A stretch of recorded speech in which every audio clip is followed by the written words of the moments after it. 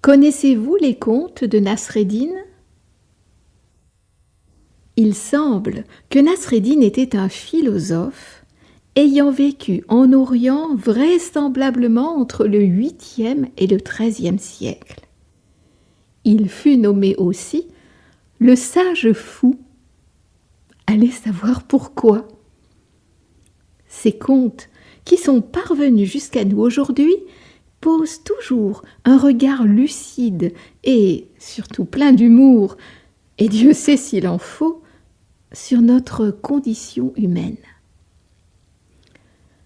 L'un de ces contes dont nous nous sommes inspirés et que nous avons réécrit révèle les paradoxes de notre société confrontée à l'idée même de la liberté. Ce conte se nomme « Les béquilles » et va donc nous emmener quelque part entre Orient et Occident, dans un pays gouverné par un roi qui s'ennuyait terriblement. Si bien qu'un jour, il décida d'aller visiter son royaume et convoqua toute sa cour et son gouvernement à le suivre.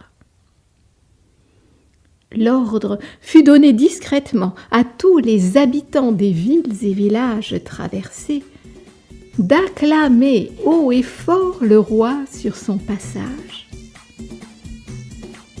Tout allait parfaitement bien, quand au détour d'un village où se déroulait une foire, semblant surgir de nulle part, un saltimbanque apparut soudain sur sa route. Il jonglait habilement avec des quilles, autant qu'il dansait librement avec son corps. Mais son jeu effraya soudain le cheval du roi qui se cabra et le fit chuter lourdement au sol. Le roi se brisa les 2 jambes et en perdit définitivement l'usage. Bien des mois plus tard, aigri et amoindri, il dut apprendre à circuler avec des béquilles. Son prestige en fut largement écorné et rendit son invalidité intolérable. Voir autour de lui les gens de sa cour valides lui gâta grandement l'humeur. Il décida donc que, puisque lui, grand souverain, ne pouvait plus marcher sans béquilles, il en serait de même pour tous ses sujets. Chacun sera ainsi semblable à moi, dit-il.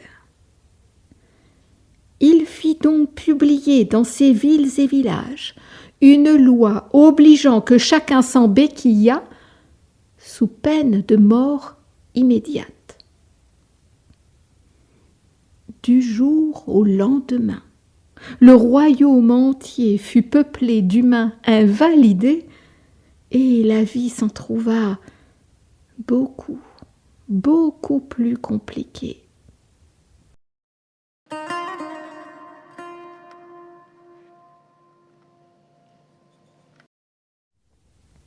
Aujourd'hui encore, on chuchote le soir à la veillée et à mots couverts qu'il existe ici et là et partout dans le monde de petits groupes qui ne semblent pas fous du tout et qui prétendent penser, marcher et être en toute liberté sans béquilles. C'est invérifiable, n'est-ce pas ? Ce ne sont que des contes? Peut-être.